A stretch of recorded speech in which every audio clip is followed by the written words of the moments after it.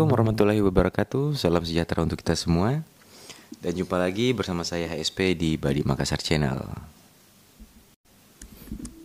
Ya, di perjumpaan kita kali ini, khusus pada video ini dan juga mungkin beberapa video ke depan, kita akan lebih spesifik menilai atau melihat atau mengulas bersama-sama salah satu ragam dari varian pusaka asal Sulawesi, yaitu keris sapukala ya, atau keris yang lurus, yang biasa kita sebut juga keris lurus. Jadi tidak berlekuk.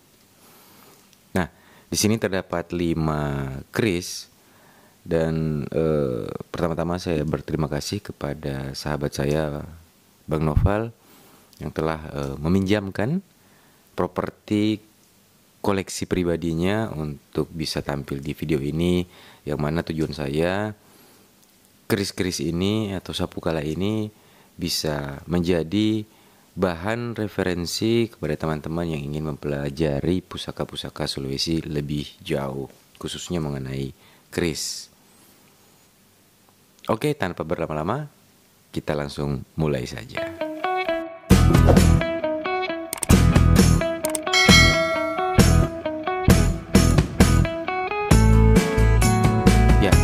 Dari kelima keris tadi, semuanya jenisnya adalah sapukala dan juga pamornya semua dato-dato atau abstrak ya, pola yang bercampur baur ya, bercampur-campur berbagai macam jenis pola dan bentukan sehingga menimbulkan motif-motif tertentu.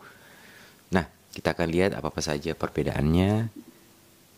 Kita mulai dari yang pertama, yaitu keris ini atau sapukala yang ini. Ya, kita menilai dari tampilan luar dulu. Pertama-tama pada gagang ini modelnya takala ya, biasa disebut hulu takala atau panghulu takala. Ini khas daerah Selayar, salah satu kepulauan yang ada di Sulawesi Selatan. Dan untuk bahannya ini, prediksi saya ya, dia ini gigi paus ya.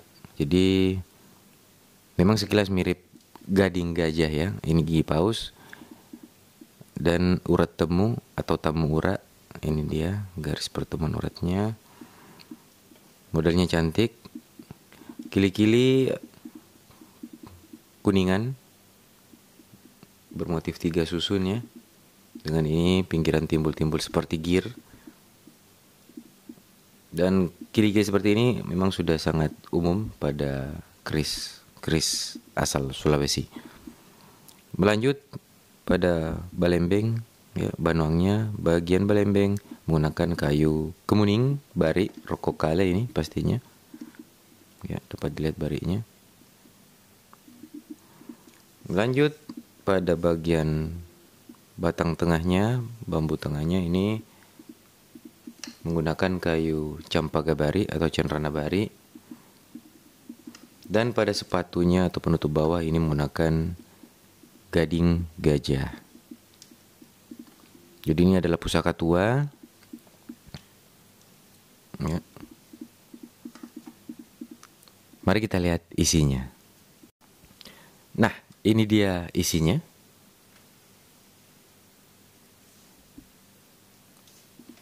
Bilahnya lebar dengan kesan tekstur yang kokoh ya, kuat, keras, kokoh ya, kelihatan sangat kokoh, tebal dan lebar.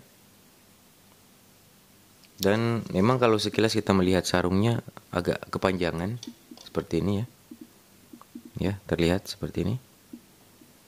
Dan hal ini sudah lumrah pada keris-keris asal Sulawesi, baik yang lamba atau yang berlekuk ya, yang leko maupun yang lurus seperti sapukala.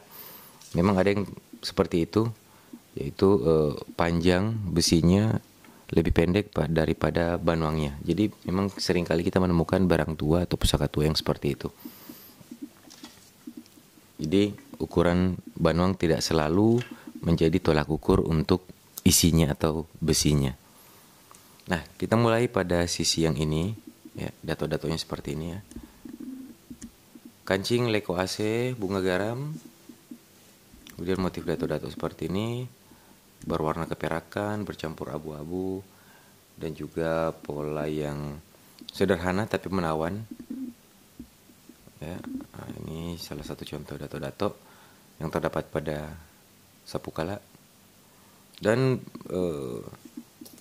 pusaka ini termasuk masih utuh ya, bajanya masih utuh, semua masih utuh. Memang ada beberapa bagian yang ini seperti ini lubang porinya sudah cukup besar dikarenakan pernah terkena karat yang cukup parah. Mungkin ada sekitar 20 tahunan tidak dibersihkan. Sehingga pada saat dibersihkan dia ada bagian dari pamor yang ikut terangkat bersama dengan karatnya. Apalagi itu karat batu. Ya. Terdapat bulang-bulang di sini. Ini satu pada bagian tengah yang fokus pada video ini. Baja tegas, hitam, pekat ya. Ini kalau basah terkena jeruk motifnya lebih nampak lagi, gradasi dari perbedaan warna yang abu-abu, kehitaman, dan juga yang keperakan. Oke. Kemudian kita lanjut pada sisi sebelahnya. Ya. Di sini terdapat pula bulam-pulang atau bulam-bulang ya. Ya. Sudah seperti biji cabai, kemudian di atasnya membentuk seperti bumerang. Ya, seperti bumerang. Persegi dia, tajam. Kemudian ada bentukan pola di sini seperti gundukan. Lanjut pamor, dato-dato, perpaduan lagi yang kehitaman ya. Pada area sini kehitaman. Oh ya, ini jari saya kelihatan agak licin ya. Ini habis tompang atau membersihkan sekitar 3 keris tadi. Jadi ini terlihat beda ya. Licin permukaan sidik jarinya, jempol juga. Ya lanjut ya. Ya, jadi terdapat warna yang kehitaman, keperakan, dan juga abu-abu. Jadi keris yang tua atau pusaka yang tua seperti ini permukaannya sudah cukup kasar karena pori-pori. Sehingga kalau kita tompang bersihkan ini memang cukup cepat menghajar sidik jari kita. Ya, ini terdapat juga lubang. Ini bekas karat batu juga ya. Sehingga terbuka, dia membuat lubang seperti ini. Ujung masih sangat lengkap ya bajanya. Ini nampak dengan jelas. Ini sangat tebal. Untuk panjang kurang lebih 30 cm.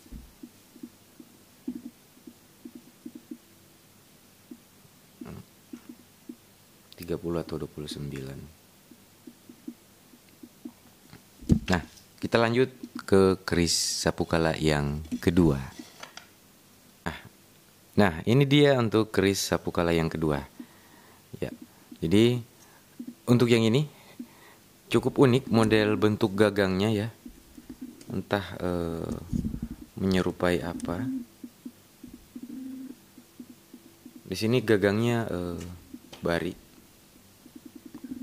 Oke, kemuning bari. Jadi ini dapat dipastikan rokok kale juga. Kemuning rokok kale, gagang sudah sangat tua. Terdapat banyak bentuk-bentuk ukiran ya di dalamnya. Bentuknya unik, modelnya hulu patah 3 biasa disebut, tapi ada variasi. Ini agak mengecil dan lebih panjang, kemudian dalamnya ada variasi ukiran lagi. Ya.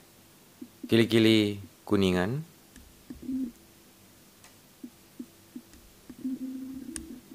Ya, bermotif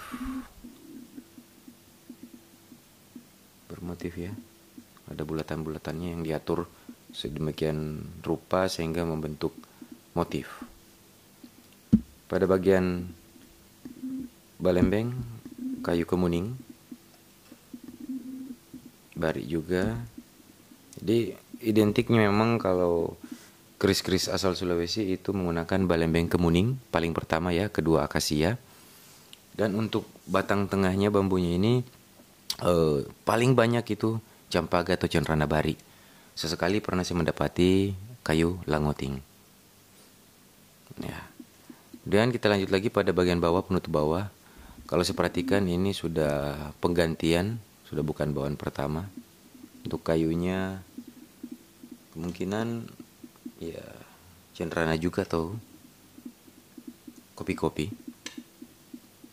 Oke, kita lihat isinya ya. Ya, dato-datonya seperti ini.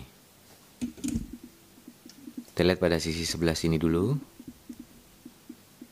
Ya, bisa dilihat motif atau pola dato-datonya cukup berbeda dengan yang pertama. Cukup berbeda dengan yang pertama. Tebal, lebih tebal yang pertama untuk ketebalannya. Ini cenderung lebih ringan. Kemudian dari sisi lekukan, coba kita bandingkan ya. Saya buka dulu yang satu lagi, yang pertama.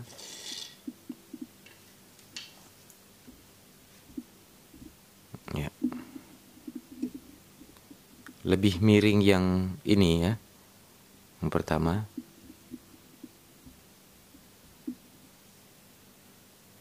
Bisa dibandingkan ya.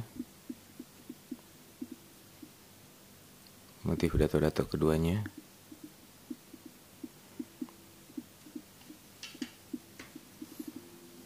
Ya, kita mulai daripada sisi sini. Jadi pada kancing leko AC juga, bunga garam. Sepertinya menggunakan bahan yang sama dengan bahan pamornya. Ya, coba kita dengar ya. Nyaring ya. Di sini terdapat lipatan-lipatan, garis-garis, layer-layer ya, menandakan lapisan. Kemudian pola abstraknya seperti ini, perpaduan warna yang tidak kalah indah juga. Pada bagian ini bunga garam halus, warna abu-abu. Ya, oke. Nah, ujung juga masih sangat utuh. Di sapu kala ini masih sama dengan yang pertama tadi, masih utuh. Ya, ini sisi sebelahnya. Jadi masih terdapat karat batu ini yang agak susah hilang ya. Cukup masih membutuhkan waktu tersendiri. Ya, pola-pola dari pamornya ini dato-dato juga. Jadi kita bilangnya di sini semua dato-dato untuk ini ya. Pamor-pamor abstrak ya, disebut dato-dato. Tetapi spesifiknya itu memang tidak selalu sama. Jadi semua memiliki pola masing-masing. Nah, ini dia. Dan nanti pada akhir video ada akan tayangan detail dari masing-masing ini. Mungkin dibuat berdampingan agar bisa di-compare satu atau dua yang akan tampil bersamaan.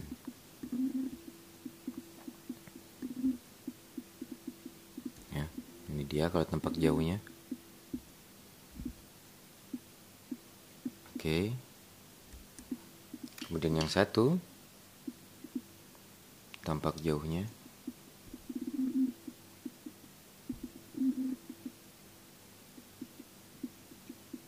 Sebelahnya.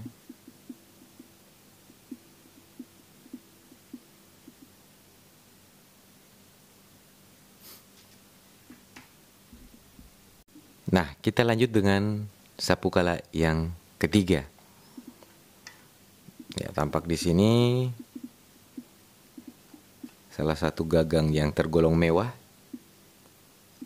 Jadi menggunakan gigi paus ini ya, sudah tua.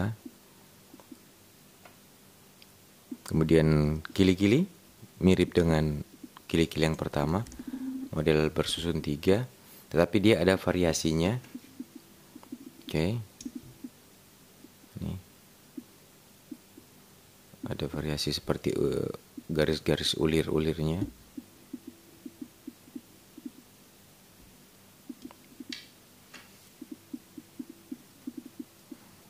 Cakep warnanya ya, gagangnya. Gradasi kuning ke orange. Ya, kita lanjut pada balembeng kembali dengan kemuning pada banuang atau kali banuang ya. Batang tengahnya bambunya tetap menggunakan Campaka Bari dan sepatu menggunakan gading.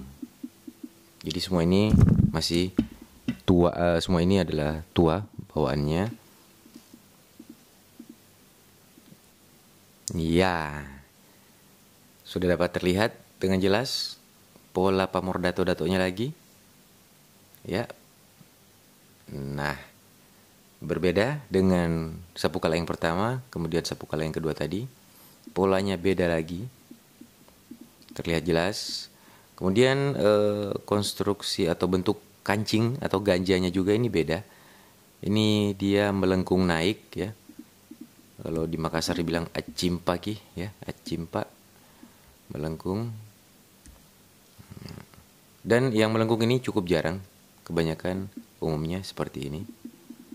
Atau juga seperti yang keris kedua tadi, sapu kala yang kedua tadi ya. Ini dia melengkung dan sedikit lebih panjang. Kalau dari bentuk selain kancingnya dia agak mirip dengan ini ya. Sapu kala dengan sisi sebelah sini, sisi atasnya ini cenderung agak lurus ya. Dibanding dengan yang pertama, dia agak melengkung, oke.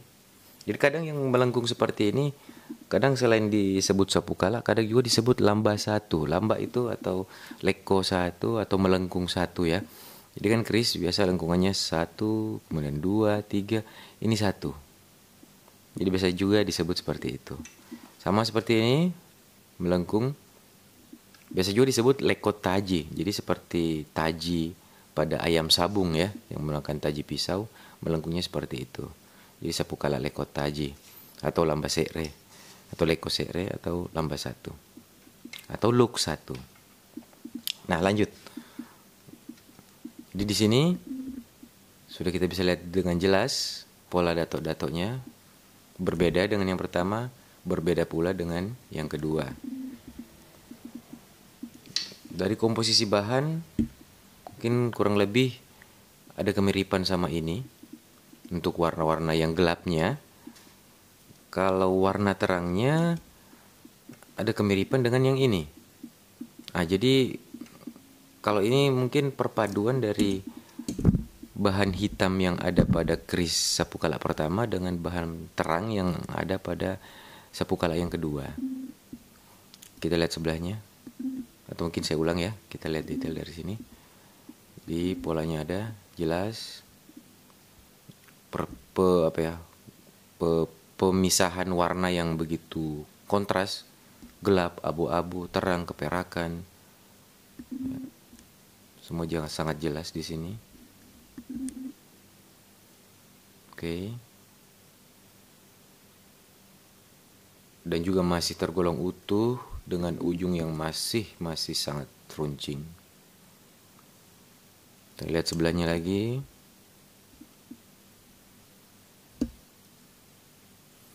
Iya, di sini ada pola tersendiri juga membentuk gundukan. Kalau ini sepertinya maunya jadi seperti timpa laja, cuman ujungnya dia tidak meruncing seperti biasanya. Nah, ini dia juga. Di sini terdapat bulang-bulang ya, atau bulang-bulang pada bagian sini. Ya, kita lihat pamornya. Keren ya, sangat keren. Kalau disuruh memilih pola dato-dato mana yang paling saya sukai di antara sapu kala pertama, kedua, dan ketiga, saya memilih nomor 3 yang ini. Bagaimana dengan teman-teman? Silahkan jawab di kolom komentar. Ya, jadi mengenai pamor dan pola pilihan itu sebetulnya relatif ya, tergantung selera. Jadi beda-beda, semua pilihan bagus, yang beda hanya selera kita saja. Ya lanjut, pada keris yang ini, sapu kala ini, terdapat hal yang unik, yang menarik perhatian bagi saya.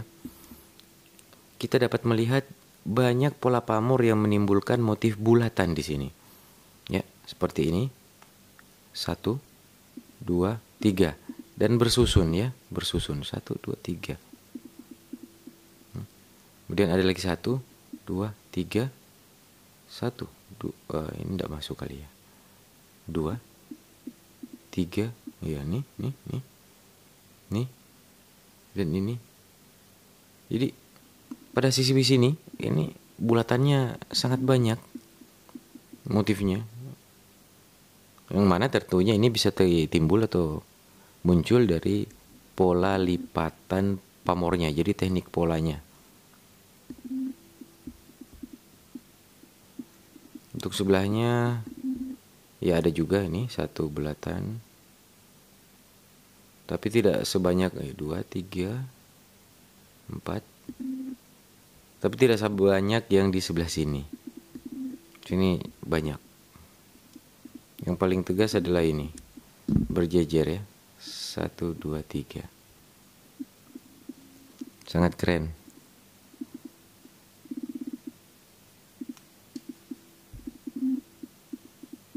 Kita lihat tampak jauhnya. Ya.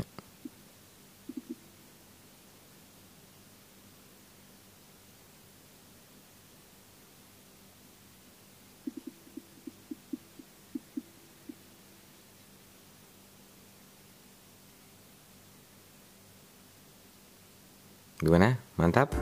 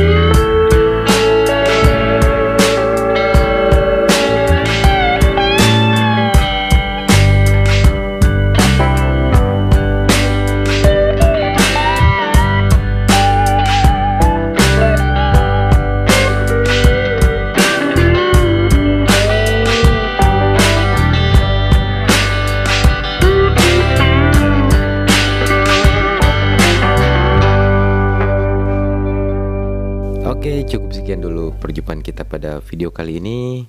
Dan kita akan lanjut ke episode kedua dari Sapu Kala dengan memperlihatkan lagi 2 sapu kala yang belum divideokan kali ini. Dan saya ucapkan terima kasih telah menonton. Semoga kembali bisa menambah wawasan dan juga referensi dari teman-teman para penonton sekalian. Terima kasih dan salam pusaka.